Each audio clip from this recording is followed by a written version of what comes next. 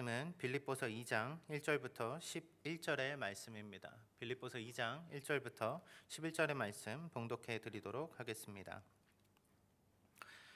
그러므로 그리스도 안에 무슨 권면이나 사랑의 무슨 위로나 성령의 무슨 교제나 긍휼이나 자비가 있거든 마음을 같이하여 같은 사랑을 가지고 뜻을 합하여 한 마음을 품어 아무 일에든지 다툼이나 허영으로 하지 말고 오직 겸손한 마음으로 각각 자기보다 남을 낮게 여기고 각각 자기 일을 돌볼 뿐더러 또한 각각 다른 사람들의 일을 돌보아 나의 기쁨을 충만하게 하라. 너희 안에 이 마음을 품으라. 곧 그리스도 예수의 마음이니 그는 근본 하나님의 본체시나 하나님과 동등됨을 취할 것으로 여기지 아니하시고 오히려 자기를 비워 종의 형체를 가지사 사람들과 같이 되셨고 사람의 모양으로 나타나사 자기를 낮추시고 죽기까지 복종하셨으니 곧 십자가에 죽으심이라. 이러므로 하나님이 그를 지극히 높여 모든 이름 위에 뛰어난 이름을 주사 하늘에 있는 자들과 땅에 있는 자들과 땅 아래에 있는 자들로 모든 무릎을 예수의 이름에 꿇게 하시고 모든 입으로 예수 그리스도를 주라 시인하여 하나님 아버지께 영광을 돌리게 하셨느니라. 아멘. 오늘도 예배 자리 가운데 나온 여러분 환영하고 축복합니다. 오늘도 말씀을 통하여서 우리가 함께 하나님을 경험하는 귀한 시간 되기를 바랍니다. 한 청년이 있었습니다. 서울대를 졸업하고 미국으로 넘어가 하버드 대학교에서 중동 지역학 및 역사학 박사 과정을 졸업한 전도 유망한 청년이었습니다. 교수가 될지 연구소로 갈지 관심이 참 많았겠죠. 모두가 이 친구는 정말 잘 나갈 거야, 정말 잘 될 거야 라는 그런 생각을 했는데 의외로 그 친구는 모두의 바람과 달리 모든 것을 내려놓고 몽골에 들어가 선교사로 헌신을 합니다. 척박한 땅 몽골에서 내려놓음을 통해 하나님의 채우심을 경험한 이야기, 그것을 책으로 써서 센세이션을 불러일으켰었죠. 바로 내려놓음이라는 책의 저자 이용규 선교사님의 이야기입니다. 너무나 유명한 이야기이기도 하고요. 또 많은 분들이 그분의 책을 접해 보셨으리라 생각합니다. 저도 1년 정도 잠시 몽골에 머물 일이 있었었고 그때 선교사님의 글에 도전을 받아서 그때 당시에는 선교사님이 인도네시아로 옮기신 다음이었지만 선교사님이 섬기셨던 몽골 국제대학교나 몽골에 있는 그 현지인 교회 이레교회를 찾아 방문해 본 적이 있을 정도로 저도 그분의 글을 읽고 참 많은 도전을 받았었습니다. 실제로 그분 때문인가라는 그 연관성을 증명할 길은 없지만 제가 있던 당시 2012년만 하더라도 몽골의 한인이 3,000명 울란바타르에 거주했는데 그중에 1,000명이 선교사라고 할 정도로 수많은 사람들이 몽골로 헌신하여 들어간 것을 보면 정말 그 내려놓음이라는 그분의 고백이 우리에게 얼마나 큰 도전이었는가 짐작이 가고도 남지요. 사람들은 왜 그 내려놓음이라는 그분의 고백에 이렇게 열광을 했을까요? 많은 사람들이 도전을 받았을까요? 어떤 부분에 감동의 포인트가 있었을까요? 그분이 세계 최고의 학벌이라고 하는 한국 최고의 서울대를 나오고 세계 최고의 학벌 하버드라는 것을 내려놓고 그 성공의 자리로 가지 않고 세상 사람들이 모두 추구하는 오르는 길로 가는 것이 아니라 내리막의 길, 세상이 볼 때는 별거 없어 보이는 그 하찮은 길에 기꺼이 그가 주님을 위해 헌신했기 때문에 우리가 도전받은 것 아닐까요? 왜요? 우리도 오늘 성공하고 싶고 오르고 싶고 더 가지고 싶고 더 나아가고 싶은데 그 더 나아가고자 하는 욕심보다 더 소중한 것을 붙잡은 그 도전이 우리에게도 찔림이 있어서 그 도전들이 우리에게 큰 감동을 주지 않았을까 한다는 말입니다. 저는 오늘 이 선교사님의 그 위대한 도전 내려놓음보다 더 놀라운 사건을 여러분들에게 전하고자 합니다. 예수 그리스도의 낮아지심, 예수 그리스도의 내려놓음. 오늘 우리 그리스도인으로서 우리는 예수님의 그 내려놓음에 대한 모습에서 어떠한 모습을 발견할 수 있을까요? 스스로 낮아진 길을 가신 우리 주 예수님, 우리는 세상의 도전 가운데 그 세상과는 다른 기준, 내려놓음, 더 낮아짐으로 나아가며 세상 가운데 그 복음의 진리를 전해야 하는 것 아닐까요? 우리가 내려놓고 붙잡아야 될 진정한 복음의 말씀, 오늘 함께 말씀을 살펴보며 그 의미들을 찾아가 보도록 하겠습니다.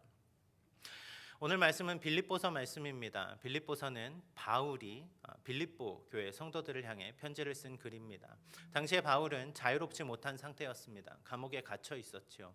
그러다 보니까 여러분 생각해 보십시오. 그 자유가 속박된 상태에서 편지를 쓸 수밖에 없는 그 상황 가운데 쓰는 글들이 얼마나 간절하겠습니까? 오늘 본문도 보면 상당히 애절한 표현들이 많이 드러나고 있다라는 거죠. 바울의 간절한 바람, 그것들은 무엇이었을까요? 특별히 빌립보 교회 같은 경우는 바울은 그들이 이방 땅, 특히 유럽에 세워진 첫 번째 교회이기에 많은 애착이 있었을 것입니다. 또 그럼에도 불구하고 이방 땅에, 유럽 땅에 세워진 유럽의 첫 번째 교회임에도 불구하고 그들은 참 그래도 열심히 신앙생활을 하기 위해 노력했던, 그래도 본이 되려고 애쓰던 교회였다는 거죠. 그래서 바울은 빌립보 교회를 향해서 그런 표현들을 씁니다. 그 부르심에 합당한 상을 위해서 마치 경주자가 달려가는 것처럼 표대를 향하여 달려가라, 이런 표현들이 나온다는 거죠. 열심히 애쓰며 달려가는 빌립보 지역 그 성도들을 향해서 바울이 쓴 오늘의 메시지는 그리스도인의 삶의 모습을 회복하라라는 주제를 가지고 전하고 있는 본문입니다. 말씀을 한 절 한 절 좀 같이 살펴볼까요? 본문 1절 말씀에 바울은 먼저 이렇게 기록을 하며 시작하고 있습니다.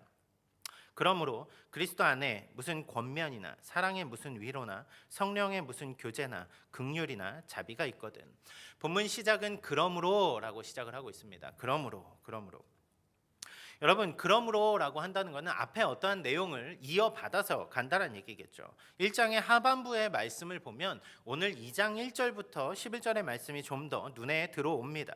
1장 하반부의 말씀이 1장 27절에 보면 이렇게 시작하는 것을 알 수 있죠. 오직 너희는 그리스도의 복음에 합당하게 생활하라. 복음에 합당한 생활을 하라고 말을 합니다. 복음에 합당한 생활을 하라고. 여러분, 복음에 합당한 생활을 한다는 얘기는 너무 그냥 당연한 얘기 같은데 여러분 잘 들어보십시오. 복음에 합당한 생활을 하라는 얘기는 세상과는 다른 삶을 살아라, 이런 얘기겠죠. 복음에 합당한 삶은 세상에 합당한 삶과는 다르니까요. 우리는 이렇게 보면 좀 당연한 이야기 같이 들릴지는 모르지만 실제로 빌립보 성도들에게는 이 말이 되게 살갑게 다가왔을 것입니다. 왜요? 빌립보라는 지역의 특성 때문에 그래요. 빌립보는 여러분 로마의 식민지였습니다. 식민지라는 것이 우리가 일제시대를 겪었기 때문에 식민지하면 그 어감이 상당히 불편할 수도 있고 나쁘게 들릴 수도 있겠지만 로마 시대의 식민지는 조금 달랐습니다. 왜요? 식민지라는 권한이 주어진 땅에는 로마 시민권이 주어지기 때문에 그렇습니다. 그러니까 식민지라는 것은 뭔가 로마에 있지 않지만 로마의 법을 따르는 로마 시민들이 사는 특별한 곳이라는 거죠. 여러분, 그 땅은 로마가 아니었습니다. 빌립보는 유럽의 끝자락에 있는 터키와 마주하는 지역이었죠. 그런데 그 로마에 살지 않음에도 불구하고 그들이 로마의 시민권을 가지고 로마의 신분을 가지고 살아가기 때문에 그리스 지역 사람 같지만 로마의 법을 따라 살아가는 사람들이란 얘기입니다. 그러니까 오늘 바울이 그리스도의 복음에 합당하게 생활하라는 말을 들을 때 이 사람들은 그것이 눈 탁 와닿는다는 얘기예요. 지금 당장 천국에 살고 있지는 않지만 이곳의 천국의 백성으로서 하나님의 법을 소유하고 하나님의 뜻대로 살아가는 그 특별함을 가지고 살아가라는 거죠. 특별한 삶을 살아야 됩니다. 그런 면에서 빌립보 성도들은 복음에 합당하게 생활하라는 의미가 하나님 나라에 거주하고 있지 않음에도 불구하고 하나님 나라 백성과 같이 합당한 생활을 하며 사는 것에 대한 이해가 충분했더란 얘기입니다. 그런 의미에서 1장의 후반부의 전반적인 그 후반부의 말씀들을 보면 하나님 나라 백성으로서 복음에 합당한 삶을 사는 것이 비록 세상이 이해할 수 없고 그 안에 고난과 역경이 있을 수도 있지만 그럼에도 불구하고 살아내야 한다라는 것을 당연히 제시하는 것이 바울이 전하는 복음의 메시지라는 얘기입니다. 복음에 합당한 삶, 그 삶을 위해서 그러니까 그러므로 이제부터 1절부터 이어지는 말씀에서 그 합당한 삶에 대한 해석을 좀 더 풀어서 설명을 해주고 있는 것이 오늘 본문 말씀이라는 거죠. 본문 1절 말씀에 보면은 그리스도 안에 무슨 권면이나 사랑의 무슨 위로나 성령의 무슨 교제나 긍휼이나 자비가 있거든, 이렇게 말을 합니다. 그러면서 2절에 이어지는 말씀이 어떻게 가냐면요, 마음을 같이하여 같은 사랑을 가지고 뜻을 합하여 한 마음을 품어, 이렇게 갑니다. 여러분, 이렇게 글을 쭉 읽다 보면은 바울이 뭔가 따뜻한 마음으로 그리스도 안에 사랑해주고 위로해주고 교제하고 나누고 서로 자비를 베풀고 그렇게 마음을 합하여서 그렇게 지내세요라고 말하는 것 같지만 제가 아까 앞에서 말씀드린 말씀드린 것처럼 이 서신은 옥중서신입니다. 바울이 이 한 단어 한 단어들을 중복해가면서 반복해가면서 쓰는 이유가 무엇일까요? 빌립보 교회가 비록 그리스도인으로서의 삶을 열심히 살기 위해 달려가기는 하지만 그 교회 안에 작은 문제들이 엿보이더란 얘기입니다. 바울의 귀에 들려오는 소식이 있더란 얘기예요. 그렇기 때문에 주 안에서 하는 권면, 그렇죠? 성도님들끼리 서로 해주는 주 안에서 하는 권면이나 서로 하는 사랑의 말로 하는 위로나 어떤 나누는 교제나 긍휼과 자비, 그 온유함을 하는 모든 것들이 필요하다고 말을 하는 거예요. 왜요? 그런데 이 필요한 것들이 마음을 같이 함으로 필요하다라는 전제를 가지고 간다는 얘기입니다. 제가 풀어서 설명드리겠습니다. 교회의 작은 분열들이 일어나기 시작했습니다. 빌립보 교회가 그리스도의 복음에 합당한 삶을 살아야 하는데 먼저 바울은 교회 안의 생활에 대해서 이야기하고 있는 거예요. 교회 안에서는 서로 사랑하고 위로하고 권면해야 됩니다. 그런데 그 권면을 하기 위해서 필요한 것이 있다는 얘기예요. 그것은 마음을 같이 하는 한 마음이 되어야 된다는 얘기입니다. 한 마음 참 중요합니다. 왜요? 실제로 교회 안에 분열이 일어나는 경우들을 저는 참 많이 목격했습니다. 저희 아버지도 목사님이셨고 저도 또한 교회에 교단에 여러 가지 일을 했던 적이 있어서 교회가 싸우는 일들을 참 많이 보았어요. 그런데 여러분, 교회가 싸우면 왜 싸운다고 생각하십니까? 교회가 싸움이 날 때, 교회에서 마음이 토라질 때 왜 그런 일들이 벌어진다고 생각하시나요?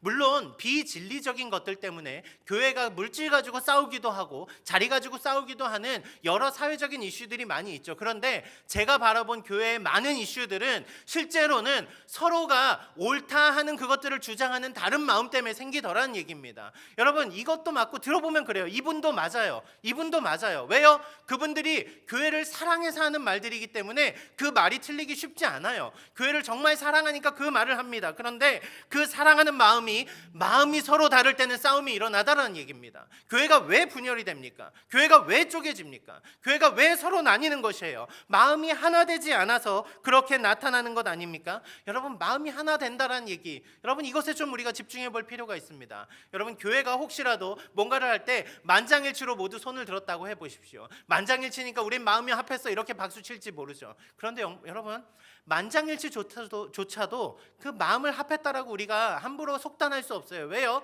내가 그냥 이 부분은 동의하는 거지 내 마음이 정말 그렇게 하나야 라고 말하는 게 아닐 수 있기 때문에 그렇습니다. 사람의 마음은 그래요. 사람의 마음이 굳이 내가 피해가 없으면 그냥 동의하는 정도의 선까지 나가는 것도 우리는 마음이 하나 됐다 이렇게 얘기하더란 얘기예요. 성경은 그 정도의 마음의 하나를 말하지 않습니다. 하나됨은 이 마음이 둘이 아닌 하나라는 것을 의미한다는 거죠. 동의 이상의 마음인 것입니다. 우리가 같이 한 마음으로 끌려서 그 마음으로 살아갈 때 교회가 하는 사랑의 권면이 의미가 있어진다는 얘기예요. 교회가 나오는 그 모든 사랑이, 그 모든 위로가, 그 모든 교제가 한 마음이 될 때 그 교회 가운데 하나됨으로 나타나더란 얘기죠. 하나됨이 없을 때 하는 말들은 물론 그 말이 틀리지 않습니다. 하지만 그럼에도 불구하고 하나됨으로 나아갈 때는 그 말들이 교회를 점점 더 하나됨으로 강화시켜 나가더란 얘기입니다. 실제로 여러분, 우리 주변을 살펴보십시오. 교회 좋은 일 한다고 힘씁니다. 그런데 서로 마음이 맞지 않으면 선한 일임에도 불구하고 서로 다투게 됩니다. 선교하러 가서도 왜 다툽니까? 여러분, 왜 봉사한다 말하면서 마음이 상하는 것입니까? 여러분, 왜 식당 봉사하면서 왜 우리가 막 성가대로 섬기면서 서로 마음이 상하는 그 이유가 무엇입니까? 하나 되지 않았기 때문 아닙니까? 여러분, 하나님이 세우신 또 다른 공동체, 가정을 보십시오. 가정에서도 두 부부가 한 마음이 되어서 사랑하며 살아간다라면 그 가정은 축복받은 천국과 같은 가정이 됩니다. 무슨 말을 하여도 그 말 가운데 서로 위로함이 있을 거고요. 한 마음으로 가정이 세워져 갈 때 그 가정 가운데 하나님을 예배하는 그 예배가 회복될 것입니다. 그런데 마음이 같지 않아요. 그러면 여러분, 그 치약 뚜껑 갖고 왜 싸우게 됩니까? 그 아무것도 아닌 일 가지고요. 마음이 같지 않으니까요. 여러분, 왜 가정에서 이 음식의 짠에 만에 그런 얘기 왜 싸우는 것입니까? 한 마음이 아니니까요. 왜 누가 옳고 그름의 문제를 이야기할까요? 둘이 서로 마음이 같지 않으니까 옳고 그름을 따져야지만, 잘잘못을 가려야지만 그게 누가 맞는 것 같고 그게 누군가 내 마음이 더 옳은 것 같아서 그러는 것 아닙니까? 특별히 더더욱 교회는 그러해야 합니다. 마음이 하나 되어야 합니다. 주 안에서 마음을 합하라 말하는 바울의 권면은 그가 감옥에서 빌립보 교회가 그 서로 자기의 주장을 이야기하는 가운데서 그 하나됨이 먼저 되지 않으면 모든 것이 무의미하다는 얘기를 전하고 있는 거예요. 그 마음에 하나됨이 있다라면 그것이 바로 앞서 말한 복음에 합당한 삶이 된다는 얘기입니다. 바울이 빌립보 교회에 강하게 전하는 첫 번째 메시지는 마음이 하나 되어야 한다는 것입니다.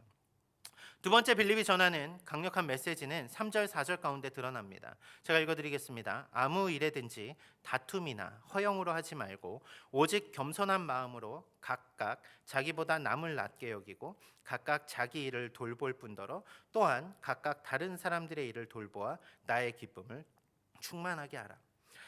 바울이 모든 다툼이나 허영으로 하지 말고라고 말하는데 여기 허영심이라는 말은 좀 재밌는 표현인 것 같습니다.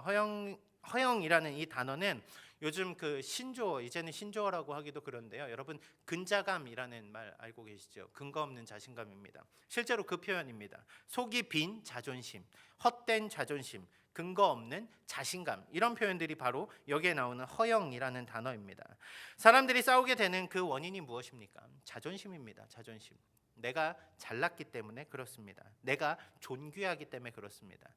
여러분 스스로 존귀하다는 거 저는 좋은 이미지인 것 같습니다. 그런데 그 자존심이 남을 판단할 때는 조금 달라집니다. 왜요? 나보다 못한 사람이 뭘 하면 꼴불견이 돼요.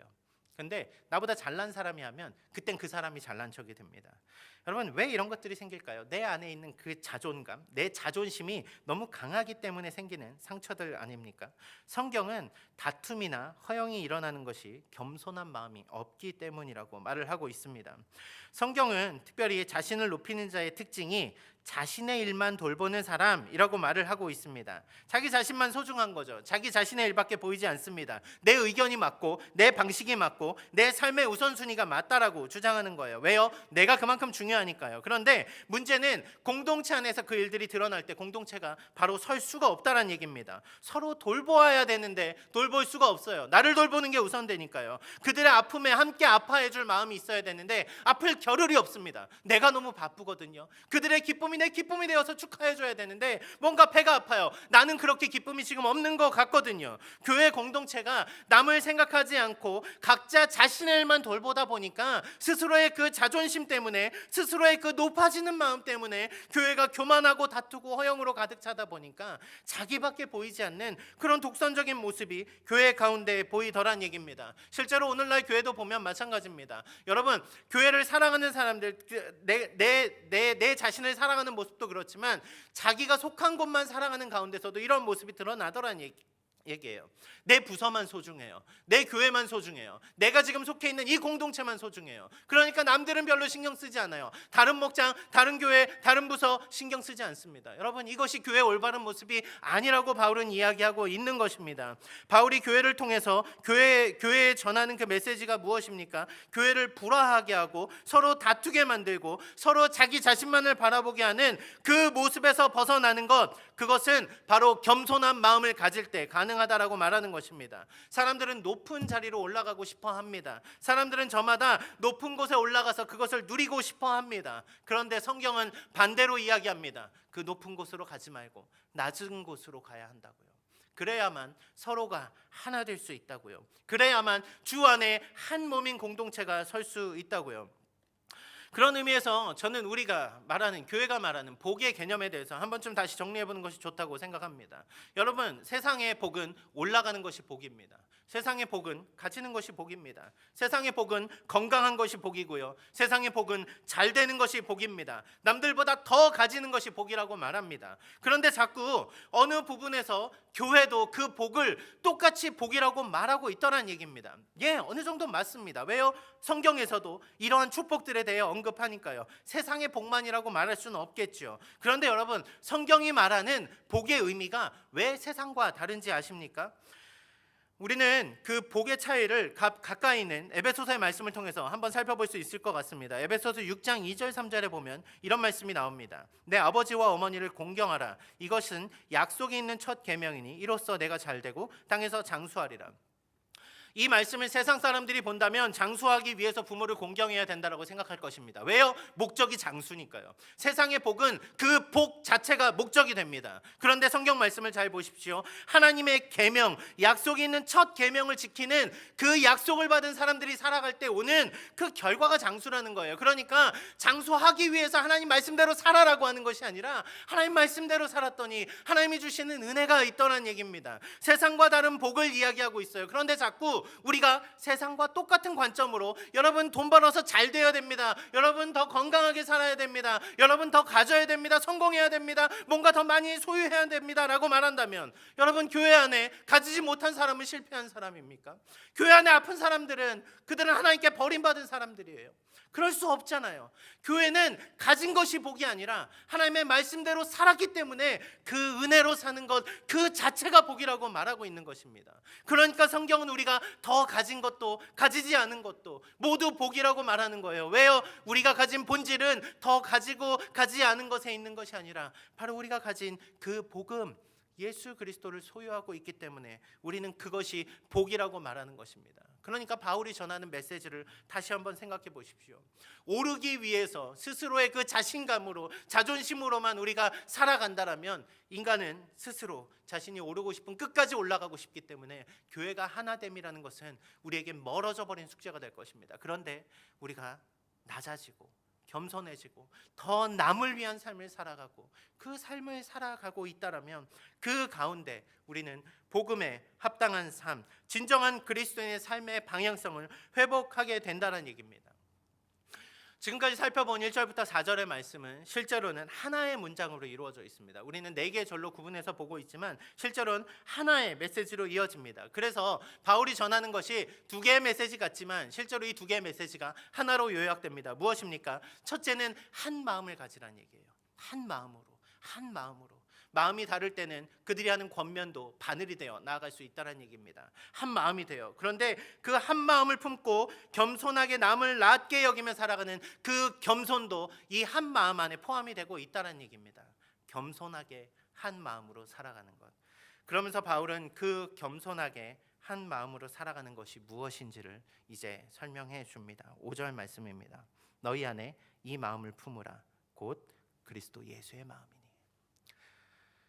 여러분 교회에 한 마음을 가지고 여기도 마음이 나오죠. 한 마음을 가지고 낮아짐으로 겸손함으로 섬기라라고 하며 바울은 그것이 우리 안에 있는 우리가 할 수 있는 것이 아니라 우리 안에 예수 그리스도의 마음이 있을 때 할 수 있다고 우리에게 전하고 있는 것입니다. 원래 본문에 보면은 동사가 따로 존재하지 않습니다. 그래서 너희 안에 이 마음을 그리스도의 마음 이런 식으로 약간은 시적인 표현이 들어가고 있죠. 그러면서 나오는 6절부터 이어지는 11절까지의 말씀은 마치 바울이 찬송으로 이 이야기를 하듯이 시적인 표현들을 통해서 이야기를 풀어나갑니다. 예수님의 마음, 그 마음이 무엇일까요? 예수님의 낮아지심, 그것이 무엇입니까? 6절 7절 말씀 먼저 살펴보겠습니다. 그는 근본 하나님의 본체시나 하나님과 동등됨을 취할 것으로 여기지 아니하시고 오히려 자기를 비워 종의 형체를 가지사 사람들과 같이 되셨고. 예수님이 누구십니까? 하나님과 본체이십니다. 영어 성경을 가진 분들은 살펴보면 아시겠지만 대부분의 성경이 form of God이라는 표현을 씁니다. 하나님의 form, 하나님 본체, 하나님 그분 자신이십니다. 그런데 그 하나님의 형상이 자기를 비워 종의 형체로 오십니다. form of servant라는 표현을 씁니다. 하나님이신데 종으로 오셨다고 합니다. 폼의 변화가 일어났습니다. 여러분, 사람들의 폼의 변화가 일어날 때 어떤 일들이 일어나는지 아십니까? 예를 들어서 내가 더 건강하고자 한다면 좀 더 근육을 갖고자 해서 그런 폼의 변화를 일으킬 때는 우리는 능동적으로 무언가를 열심히 해서 그것을 성취합니다. 때로는 뭐 예쁘게 가꾸는 뭔가 손을 대기도 하는 그런 것들을 통해서 폼이 바뀌는 거죠. 내가 추구하고자 하는 폼의 모양은 항상 올라가는 모습입니다. 사람이 추구하고자 하는 폼은 올라가는 그것에 집중합니다. 왜요? 사람의 마음속에 죄성이 있거든요. 사람은 스스로 오르고 싶어 합니다. 그래서 하나님의 자리까지 오르고 싶어 했던 것이 인간의 본질이라는 거죠. 인간의 폼의 방향성은 항상 올라가는 것을 추구하도록 그 마음속에 일을 하고 있더란 얘기예요. 만약 여러분 인간의 삶이 올라가고 싶은 폼을 추구하는데 반대로 그 폼이 변화해서 내려가게 됐다고 생각해 보십시오. 스스로 내려가진 않겠죠. 뭔가 수동적인 의미로 그렇게 되겠죠. 예를 들어서 그렇습니다. 이빨이 건강할 때는 못 느꼈는데 이빨이 빠지고 나면 폼의 변화가 생기면 우리는 음식을 씹는데 불편함을 느낍니다. 딱딱한 고기는 이제 먹지 못한다는 거죠. 그것뿐만이 아니겠죠. 우리가 몸 안에 폼의 변화로 인해서 당뇨가 걸렸다고 생각해 보십시오. 이전에 즐기던 것들을 이제는 하지 못하게, 단 것을 먹지 못하게 된다는 얘기죠.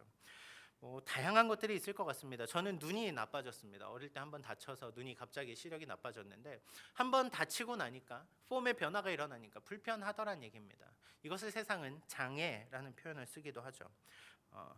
뭔가 불편해지는 상황이 오는 것, 누구도 그것을 바라고 그 폼의 변화를 기대하지 않을 것입니다. 그런데 예수님은 그렇게 스스로 폼의 변화를 선택하시고 그 사람의 몸으로 낮은 자리까지 임하셨습니다.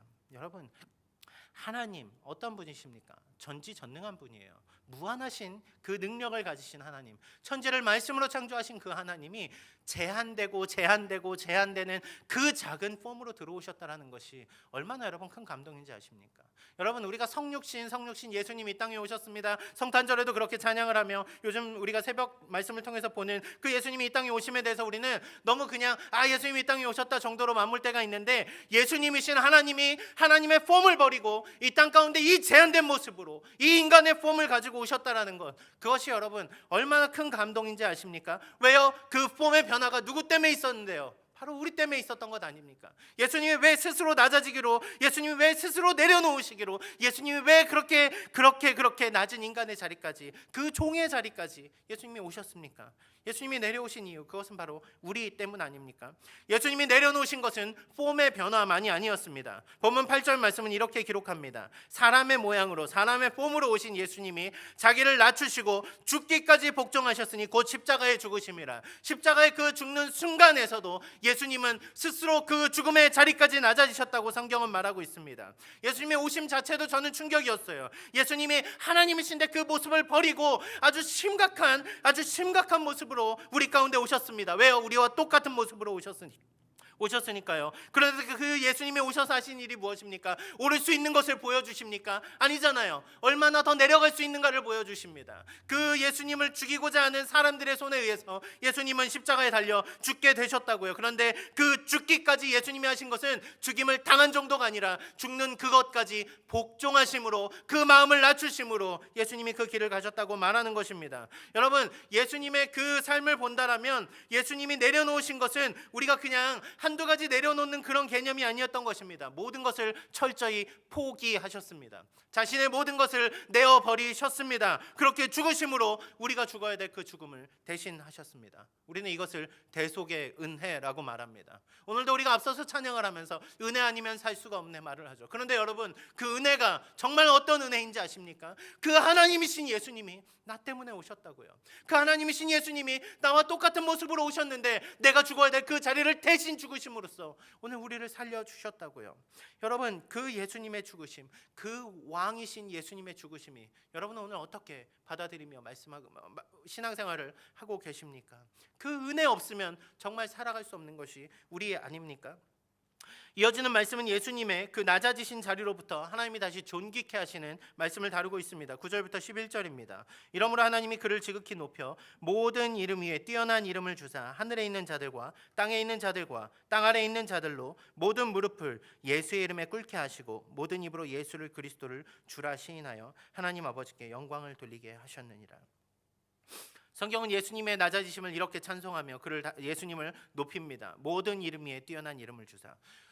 여러분, 그 예수님의 이름이 모든 이름 위에 뛰어난 이름이라는 것은 우리에게 구원받을 만한 이름이 오직 예수 그리스도 외에는 없기 때문에 그렇습니다.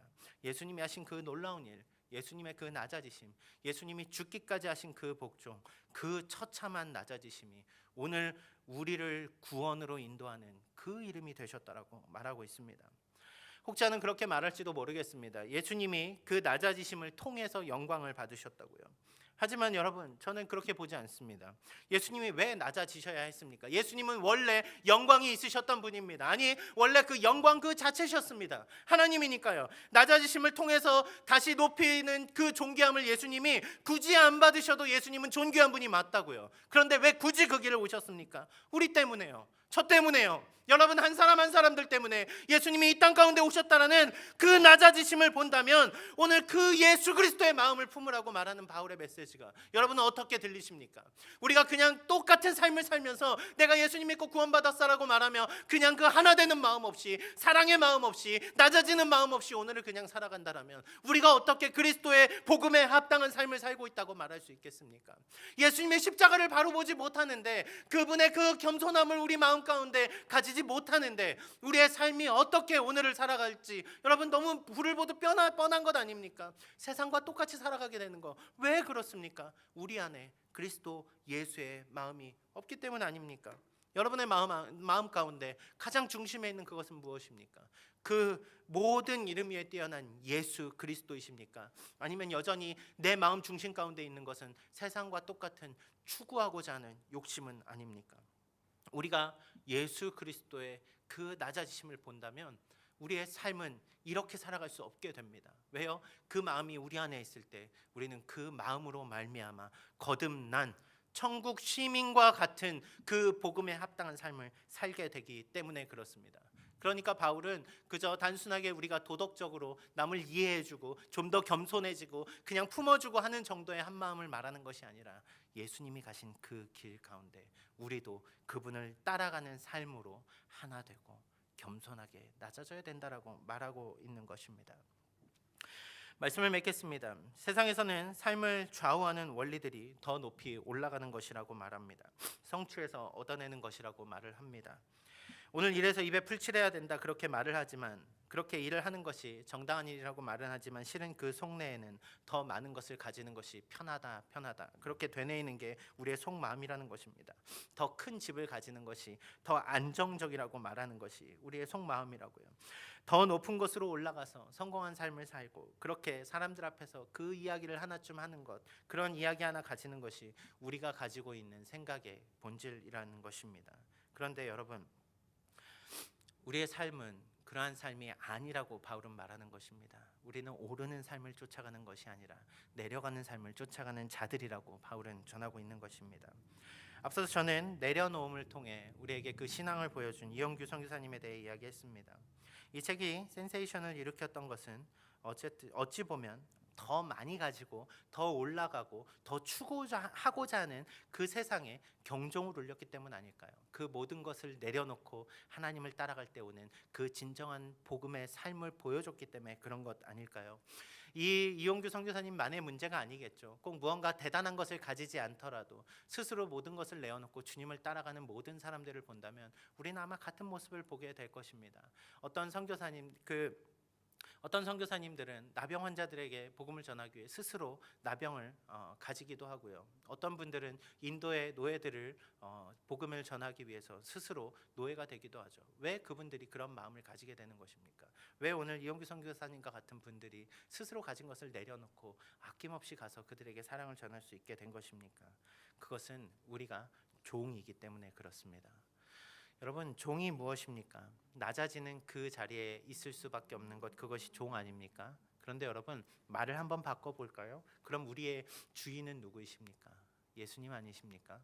여러분, 우리의 주님이 예수 그리스도 아니십니까? 오늘 그 예수 그리스도께서 그 낮아지는 자리까지 가셨다라면 종인 우리가 따라가야 되는 그 길은 어디일까요? 결코 높아지는 길은 아닐 것입니다. 우리의 낮아짐의 이유, 그것은 바로 예수님께서 그 낮아짐을 본을 보여주셨기 때문입니다. 여러분, 예수님이 그 낮아지심으로 인해 우리가 얻게 된 은혜, 그 구원의 본질적인 은혜를 오늘 마주한다면 오늘 우리는 기꺼이 종으로 그분을 따라가는 삶을 마다하지 않게 될 것입니다. 여러분의 삶은, 오늘의 삶은 어떠한 방향을 향해 가고 계십니까? 올라가고자 하는 그 길입니까? 더 가지고자 하는 그 길입니까? 아니면 내려놓고 주님을 향해 주님이 가신 그 낮은 곳으로 우리도 가겠습니다 하며 나아가는 그 도전입니까?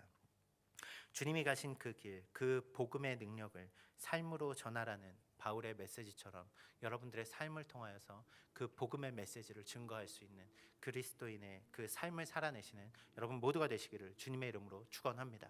기도하겠습니다.